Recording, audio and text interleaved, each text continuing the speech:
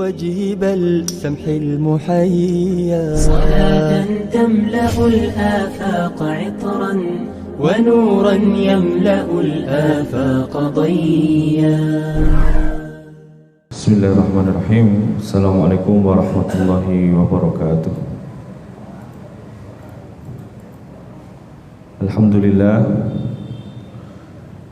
Alhamdulillahilladzi arsala rasulahu bil huda wa dinil haqq liyudhhirahu 'alad dini kullihi wa kafaa billahi shahida. Asyhadu an la ilaha illallah wa asyhadu anna Muhammadan abduhu wa rasuluh. Allahumma salli wa sallim wa barik ala nabiyyina Muhammadin wa ala alihi wa ashabihi ajmain. Amma ba'd. Subhanakallahumma la ilma lana illa ma 'allamtana wa 'allimna ma yanfa'una wa zidna ilman nafi'a wa barik lana fi ilmina. Allahumma arinal haqqa haqqan warzuqna ittiba'ah wa arinal batila batilan warzuqna ijtinabah. Allahumma inna nas'aluka fahman nabiyyin wa khifdal mursalin wa ilhamal malaikatil muqarrabin bi rahmatika ya arhamar rahimin. Hadirin muslimin muslimat yang dirahmati Allah, jamaah Masjid Al-Ihsan yang insyaallah dirahmati dan diberkahi oleh Allah Subhanahu wa taala. Alhamdulillah di malam hari ini kita bisa melanjutkan aktivitas kita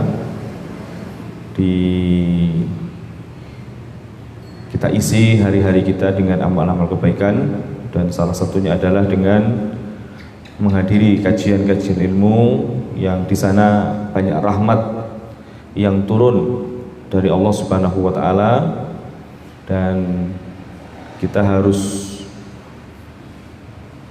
menggapai rahmat itu karena rahmat Allah berguna untuk kita sebagai manusia baik di dunia ataupun di akhirat. Dari kata rahmat itulah Allah Subhanahu wa taala dengan namanya Ar-Rahman Ar-Rahim.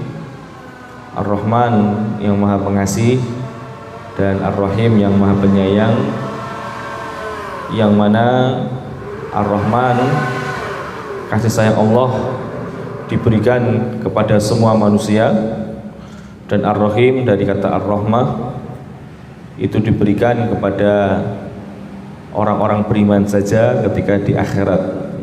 Sehingga rahmat Allah itu cakupannya sangat luas, dan itu adanya di salah satunya ada di kajian-kajian ilmu, ya, sebagaimana hadis yang masyhur, yang mana ketika satu kelompok berkumpul dan membaca ayat-ayat Allah dan saling mudaharasah, ya, di antara mereka, maka Allah akan menurunkan rahmatnya.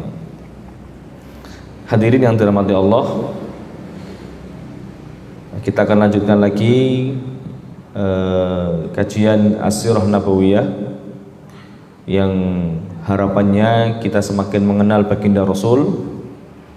Jangan sampai ketika kita mengaku dan ikrar asyhadu anna Muhammadar Rasulullah, tapi bagaimana Rasul kita, bagaimana masa mudanya, bagaimana awal-awal kali Rasul mendapatkan wahyu, dan bagaimana Rasul di masa mudanya, dan bagaimana nanti Rasul ketika sudah menjadi dewasa dan menjadi Nabi dan Rasul. Nah, kita harus tahu, ya, karena sebagai bentuk ikrar kita harus tahu bahwa Allah itu adalah yang esa, kemudian yang menciptakan, yang mengatur kita. Kita wajib mengenal Allah dengan baik, dan begitu pun juga kita harus mengenal Nabi kita Muhammad Sallallahu Alaihi Wasallam juga dengan baik. Makanya kita dalami satu tahap demi satu tahap di dalam kajian As-Sirah An-Nabawiyah. Sampailah kita kemarin di masa menjelang Rasul diutus menjadi Rasul, ya. Sampailah kita kepada masa-masa sebelum Nabi Muhammad SAW diutus menjadi Nabi. ya. Dan yang amal saat itu yang bisa dilakukan adalah kholwat, ya.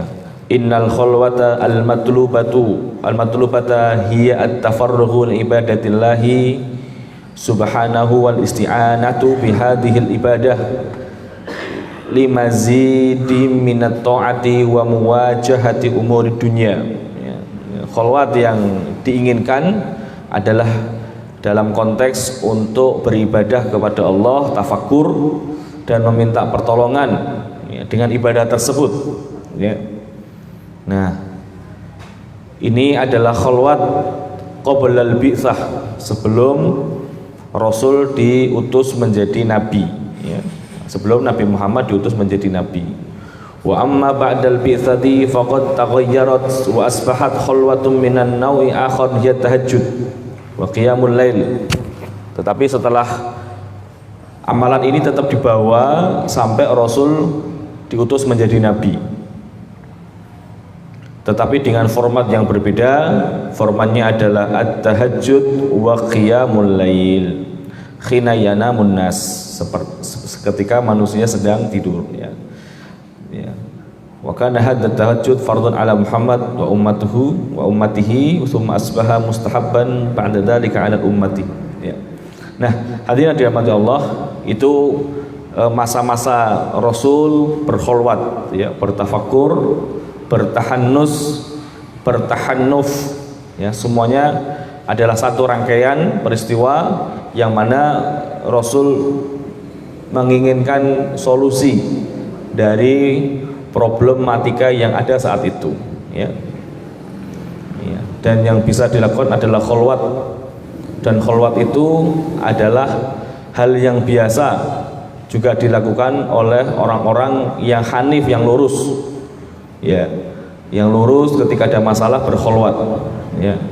Dan kalau kita membaca perkataan para ulama misalkan yang di atas gitu, ya, tentang kholwat itu dari mana syariatnya.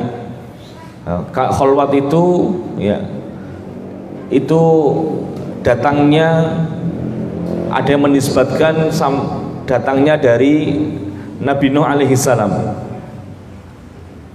Ada yang mengatakan Nabi Musa. Sebagaimana yang kita tahu, Nabi Musa ketika mendapatkan wahyu, beliau diminta untuk datang, ya, kepada Allah Subhanahu wa taala, ya. Walamma wa'adna Musa 30 lailatan wa atmamnaha bi asyrin fatamma miqatu rabbi 40 lailah. Jadi Nabi Musa diminta untuk Allah berkholwat 30 hari ditambah 40 hari, tambah 10 jadi 40.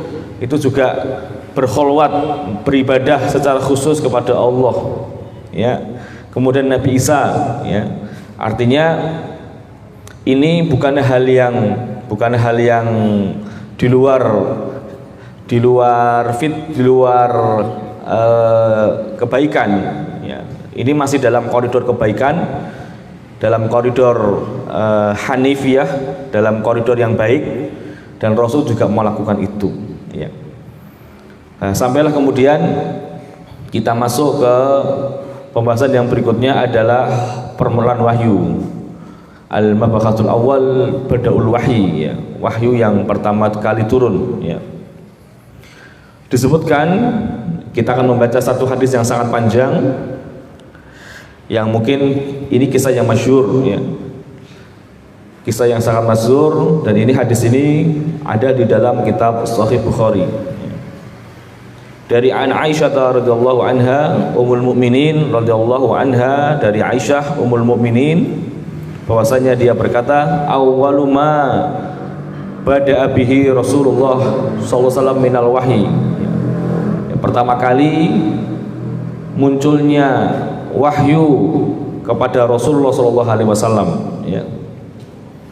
Ar-ru'ya as-salihah fin naumi fakana la yara ru'yan illa ja'at mithla falakis subhi. Jadi ketika sudah menjelang mau diutus menjadi nabi itu, nabi dipersiapkan oleh Allah, ya. Kalau kita nanti membaca kitab yang lain seperti Ar-Rahiqul Maktum, atau kitab-kitab yang lain itu Nabi ketika mau umur 40 yang nanti di tahun itu Nabi kemudian diangkat menjadi Nabi, itu ada peristiwa-peristiwa yang berbeda dari biasanya ya. Ini yang kemudian menunjukkan bahwa itu adalah seorang Nabi ya. Yang mana ada peristiwa-peristiwa yang tidak lazim sebagai seorang manusia. Di dalam kitab Ar-Rahiqul Maktum disebutkan Rasul itu di umur 38 tahun ya, umurnya 38 tahun itu karena nanti Rasul itu selama 3 tahun itu sering bolak-balik Gua Hira ya. Mulainya 35 ada kecemasan, kemudian 38 mulai sering bolak-balik ke Gua Hira. Nah, ketika Rasul melewati beberapa batu, lah batu itu mengucapkan salam kepada Nabi. Assalamualaikum ya Muhammad. Mungkin kalau kita kaget ini hantu pora gitu ya. Tapi sesuatu itu memang nanti akan banyak peristiwa-peristiwa yang akan terjadi ketika beliau menjadi nabi nanti. Banyak mujizat-mujizat soalnya. Nah, dari peristiwa perang nanti kemudian makan yang kecil jadi berkah, jadi bisa menganyomi, bisa memberikan semuanya. Itu kan sesuatu yang di luar kemampuan manusia. Nah, itu ada campur tangan Allah di situ. Ya. Jadi ketika Nabi di Gua Hira itu Nabi SAW itu sering disalami oleh batu-batu. Dan itu sungguh aneh gitu ya, sungguh aneh. Ya. Karena nanti lebih ada yang lebih dahsyat lagi, melihat malaikat yang besarnya luar biasa. Itu kan sesuatu yang di luar nalar manusia. Ya. Dan itu dipersiapkan dari awal, nggak ujuk-ujuk nanti bisa pingsan ya. Dari umur 38 tahun itu sudah ada tanda-tanda seperti itu. Termasuk kemudian yang kedua, selain yang disebutkan di dalam kitab Ar-Rahiqul Maktum, di dalam hadis ini ar-ru'ya as-salihah fin naum, mimpi yang selalu benar, mimpi yang akan kejadian di esok harinya. Jadi Nabi itu ketika mimpi sebelum menjadi Nabi itu mimpi sesuatu, besoknya kejadian sesuai dengan mimpinya, dan itu berkali-kali ya. Illa ja'at mithla falakis subh. Jadi mimpi yang didapatkan Nabi itu kemudian hadir di pagi harinya, itu jelas terang dan terjadi ya. Jadi kayak sudah tahu apa ya, sudah tahu filmnya dulu gitu ya. Jadi sudah tahu filmnya dulu. Jadi seakan-akan Nabi itu sudah disetel filmnya apa yang akan terjadi besok.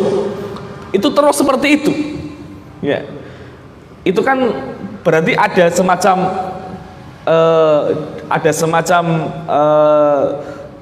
apa namanya, kalau bahasa saya itu secara kejiwaan, ini kok saya seperti ini ya gitu ya. Ada yang berbeda dari diri saya. Ada yang aneh dari diri saya, mungkin seperti itu. Dan itu seperti itu ya.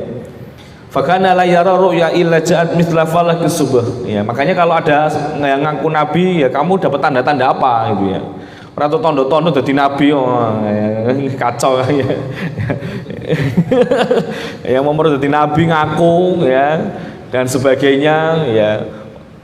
Biasanya kalau yang pura-pura jadi nabi itu, yang nabi palsu itu karena punya pengikut orang banyak, punya pengikutnya banyak, kemudian merasa ditokohkan, akhirnya menjadi nabi ya, melampaui batas. Yang awalnya jadi ustadz biasa, jadi pendakwah, tiba-tiba karena pengikutnya banyak merasa dituakan jadi nabi gitu. Padahal kalau kita bicara tentang nabi ya, para anbiya itu pasti ada tanda-tandanya ya, termasuk juga baginda Rasul Muhammad SAW ya. Tidak ujuk-ujuk tiba-tiba dikasih wahyu ikra, enggak ya. Nanti itu lebih berat lagi itu kan, sampai nanti Rasul menggigil nanti pada akhirnya. Tapi sebelum itu dikasih beberapa peristiwa yang aneh dulu. Batu ngasih salam, pohon ngasih salam. Coba panjenengan jalan tiba-tiba ngasih salam batu itu ya. Itu gitu ya. Kita kan ngerti itu ya, enak opo gitu ya. Ya itu dua salam sapa sing salam gitu ya. Ya, kemudian mimpi yang beliau dapatkan di malam hari itu pasti kejadian di pagi harinya, dan itu berulang-ulang seperti itu. Ya. Berarti kan kemudian kenapa pada diri saya ini gitu. Ada why, ya, ada apa? Kenapa kok saya seperti ini? What's, ya. Apa yang terjadi dalam diri saya ini gitu ya. Ya. Kemudian summa hubbiba ilaihil khala'u wa kana yakhlu bi ghairi khira. Ya. Kemudian Rasulullah SAW itu disukai disenangkan untuk menepi, untuk berkholwat, bersendiri, ya. Wa kana yakhlu bi ghairi khira, dan adalah Nabi SAW itu menyendirinya di gua Hira, ya. Ya. Dan ini terjadi selama hampir 3 tahun, ya, sebagaimana yang disebutkan di dalam Ar-Rahiqul Maktum, ya, selama 3 tahun, 3 Ramadan, artinya 3 tahun, ya. Dan itu berulang-ulang. Baru yang kemudian di Ramadan yang ketiga, dan ini adalah perkataan yang masyhur, muncul turunnya surat Al-Alaq itu, ya. Sebagaimana yang disampaikan di sini, tarihi al-bitsa an-nubuwah, ya. Tanggal diutusnya Rasul menjadi nabi, ya. Yang pertama harinya, apa harinya? Ya, ada sebuah hadis yang disampaikan oleh Imam Muslim, ya. An Abi Qatadah anna Rasulullah sallallahu alaihi wasallam, ini kita bicara dulu, belum nanti peristiwanya, ya. Biar ketika Rasul nanti mendapatkan wahyu itu di hari apa dan di bulan apa, gitu ya. Su'ila an siyami yaumil itsnain. Rasulullah SAW ditanya tentang puasa hari Senin. Faqala, maka Rasul menjawab, dzalika yaumun wulidtu fihi, itu hari aku dilahirkan. Wa yauma unzila alayya fihi, ya, wa khina idin fabada'al wahyu kana yaumul itsnain. Dan di hari Senin itu, selain aku dilahirkan di hari itu, di hari itulah aku mendapatkan wahyu pertama kali, ya. Jadi hari Senin, Pak, ya, hari Senin, sebagaimana yang disampaikan oleh hadis dari Imam Muslim rahimahullahu taala. Kemudian untuk bulan, ya, amma tahdidu syahri faqad ikhtalafa fihi. Kalau untuk bulan banyak perbedaan, ya. Jadi tidak sepakat untuk bulan. Tapi kalau hari sepakat, ya, harinya Senin, ya. Yaqulu Ibnu Qayyim rahimahullah, berkata Imam Ibnu Qayyim di dalam kitabnya Zadul Ma'ad, ya, ada 2 pendapat, ya. Pendapat yang pertama itu turun di bulan Rabiul Awal, sesuai dengan lahirnya Nabi Muhammad sallallahu alaihi wasallam, ya. Wahada, kemudian yang kedua, wahada qaulul aktsarun, ya, ini adalah pendapat yang juga banyak yang mengambil pendapat bahwa turunnya wahyu itu di bulan Rabiul Awal, ya. Wakila bal kana dzalika fi Ramadan, ya. Ada yang berpendapat itu turun di bulan Ramadan. Wahtajjaha ulai biqaulihi ta'ala, dan berhujjah dan dalilnya adalah firman Allah, syahrul Ramadan alladzi unzila fihil Qur'an. Bulan Ramadan adalah bulan yang diturunkan dalamnya ada Al-Qur'an, ya. Insyaallah sebentar lagi kita akan masuki bulan Ramadan, ya. Dan itu disampaikan di dalam Fathul Bari, ya, seperti itu, ya. Jadi ada 2 pendapat, dan untuk tanggalnya ada yang mengatakan 17, ada yang mengatakan 12 dan sebagainya. Maka munculnya peringatan nuzulul Quran itu dengan data seperti ini, ya. Dan itu diambil dari kitab-kitab para ulama, ya. 17 Ramadan, ada yang katakan 21, ada yang 17 dan seterusnya.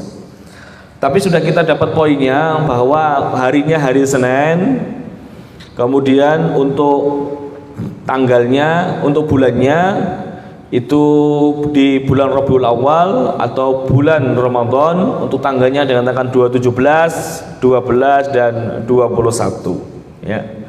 Nah, hadirin yang dirahmati Allah, kenapa peristiwa ini disebutkan tarikhnya? Karena ini nanti terkait dengan momentum ya, memperingati nuzul Quran dan sebagainya ya.